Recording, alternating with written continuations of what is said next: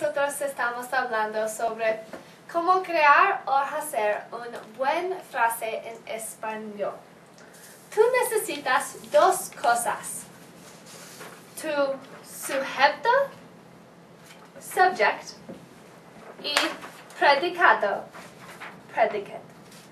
Para mí, I need something concrete to fully understand something, so I decided that today we are going to have a cookie recipe for how to make a good sentence.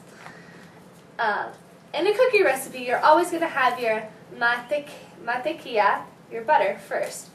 The butter represents the articles. In English, these are the, a, some, and in Spanish, it's el, los, las, alguno, algunas. The articles in Spanish is artículos. Next, we have the noun, sustantivo. The noun is usually a persona, lugar, or cosa. The noun is really a major part of the subject because it's what your verb is the conjugation of your verb is gonna be about, and everything else. So I'm just gonna put the article and the subject in the little cookie recipe, and our sentence over here. And then next on the recipe list is the azúcar, sugar. This represents el verbo, the verb. Azúcar is something that you absolutely need to have to make sweet cookies, and a verb is something that you absolutely need to have in order to have a sentence that is grammatically correct. And then next we have the proposición and the objeto de la proposición. These help you help your sentence, give it by what means, how, why, where. So they just add that extra padding and meaning to your sentence. And so that in our little recipe is going to be the vanilla extract. So we're just going to put that in there, teaspoons. So there's the first part of our recipe.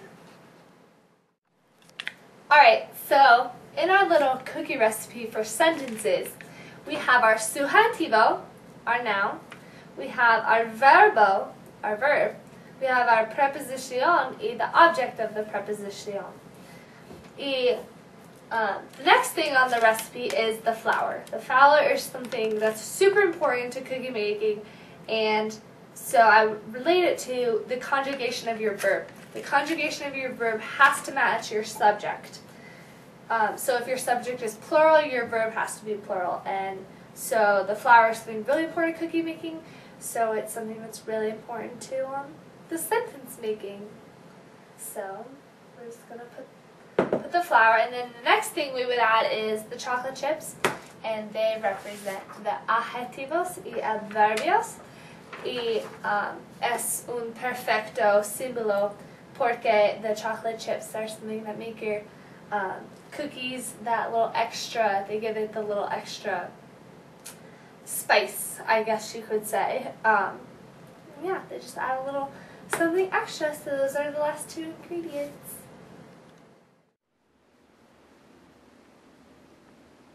Si tú puedes comer una frase en español como las galletas que yo hice, está muy deliciosa.